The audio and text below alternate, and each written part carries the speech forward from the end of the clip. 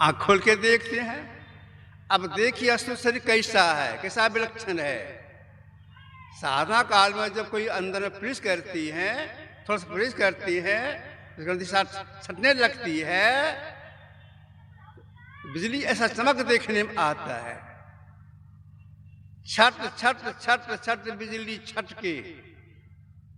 अब देखिए कितना विलक्षण शरीर है। अगर कोई व्यक्ति प्रातः काल जग जाती है, पूरब की ओर निहारती है, एक बड़ा तारा दिखाई पड़ता है। इसको बोलते हैं देहाती भाषा में बुरकवा तारा। देखते हैं, आंख खोल के देखते हैं, जो आंख खोल के बाहर में देखा जाता है, ठीक वैसा ही तारा भीतर में दिखाई पड़ता है साधक को। कितना विलक्षण शरीर है। एक दिन गुरुदेव बैठे हुए थे, मैं उनके समीप रहता ही था। साधना संबंधी बात कुछ पूछे हमसे, हम उत्तर दिए। अंदर में ऐसा माइक को बंद रखिए आप, भाई सूचना मत दीजिए, 5 बार सूचना दीजिएगा। तो मैं कह रहा था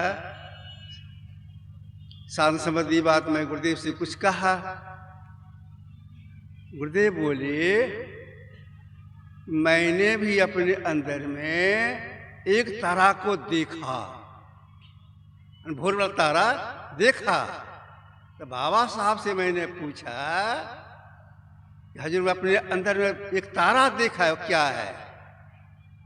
तो बाबा साहब बोले तुमने अपनी पृथ्वी देख ली, तुमने अपनी पृथ्वी देख ली। गुरुदेव को बताइए, बाबा साहब ऐसा बोले, अब तुमने अपनी पृथ्वी देख ली। फिर मैं समाधान नहीं करा पाया व्यवस्था में कि पृथ्वी क्या हुई, नहीं समाधान नहीं करा पाया।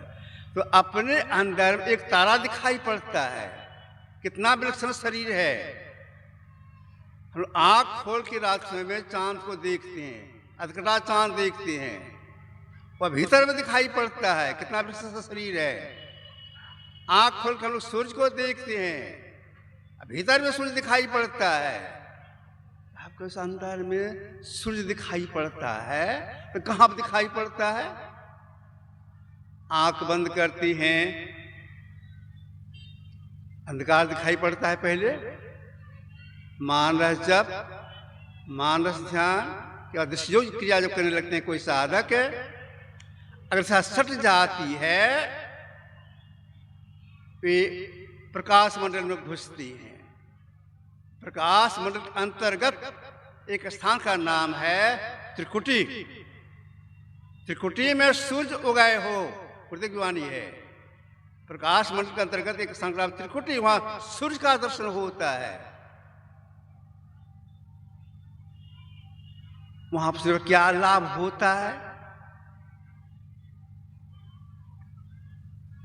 गुरुदेव गए हुए थे आसाम सत्संग करने के लिए।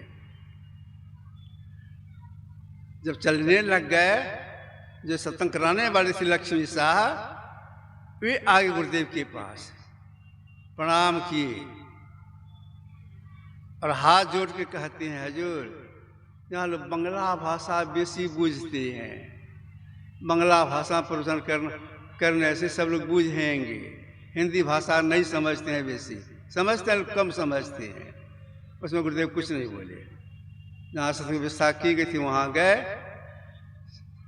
अपना काल का सत्संग था, संत से विनती हुआ, ग्रंथ पाठ हुआ, माइक पूज संत के पास दिया गया। गुरुदेव बोलते हैं संत जी आप तो बंगला पढ़ते हैं, कुछ बोलते भी हैं, बंगला में प्रवचन कीजिए। बाबा हाथ जोड़ते बोलते हैं हजूर बंगला पढ़ लेता हूँ, कुछ बोल भी लेता हूँ, लेकिन सभी विषय पर हम बोले या हमसे नहीं होगा। अच्छा माइक मेरे सामने दीजिए। उनके सामने माइक दिया गया, गुरुदेव के सामने माइक दिया गया। गुरुदेव पहले गुरु की वंदना किए, उसका प्यारे लोग जो बोलने का था ये बोले, जब बोलना शुरू किए जब तक बोलते रहे बिल्कुल बंगला भाषा में। इसके बाद आरती हुई। दूसरे दिन जितने सेवक थे साथ में उसको एक निवेदन करते हैं कि हजूर कभी अपने बंगला भाषा पसंद कर लिया ही नहीं, काल के ना बोली के लिए। तब गुरुदेव बोले, सुनो, त्रिकुटी महल में विद्या सारा। त्रिकुटी में जब पहुंच जाती हैं, संत आगे हो गए हैं, इतने ही बताइए। त्रिकुटी महल में विद्या सारा, सारी विद्या वहां प्राप्त हो जाती हैं। अभी कितना विलक्षण शरीर है, इसीलिए कहा नर समान है कब नहीं देही। ऐश्वर्य पा करके तब करना क्या चाहिए? ऐश्वर्य पा करके ईश्वर की भक्ति करनी चाहिए, जैसे कि हम जीव का परम कल्याण हो जाए। ऐश्वर्य भक्ति नहीं करते हैं, संसार के प्रपंच में लगे हुए हैं, तो महापुरुषों ने इसके लिए कुछ कठोर शब्दों का प्रयोग कर दिया है। आदि शंकराचार्य ने कहा है, इतः को नुस्ति मूढ़ात्मा यस्तु स्वार्थे प्रेमादति दुर्लभंग मानुसंग देंग प्राप्त त्रापि पौरुषम। विवेक चूड़ामणि।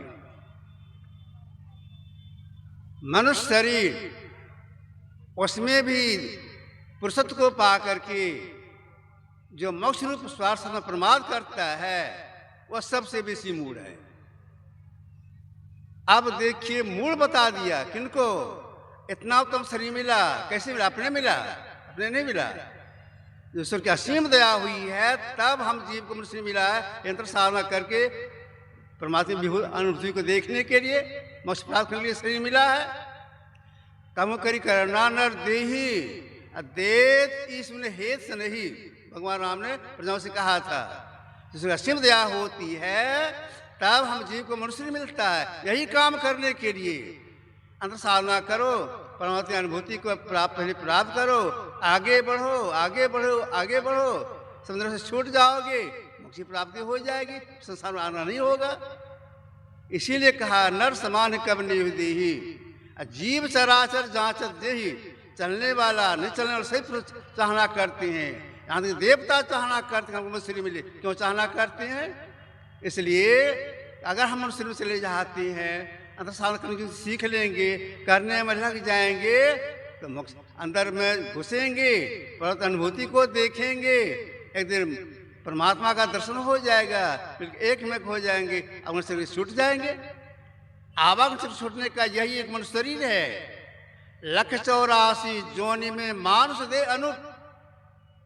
कबीर साहब ने कहा 84 जोनियों मनुष्य सबसे ऊपर है, परमात्मा दया से मिला हुआ है। तो करना क्या चाहिए? करना चाहिए कि अंदर साधना करने में लग जाना चाहिए, परमात्मा अनुभूति को देखते हुए तो छूट से आगे बढ़े, एक दिन मोक्ष को प्राप्त कर ले। यह जानकारी कहाँ मिलती है कि अंतर साधना करने से इसी से होता है? सत्संग करने से जानकारी मिलती है, करने के सत्संग करने से प्राप्त होता है। तो सब सत्संग में आना चाहिए, जानकारी के लिए और प्रेरणा के लिए भी। 5 बज गए, आपकी समझ थोड़ा सा रखा। श्री सद्गुरु महाराज की।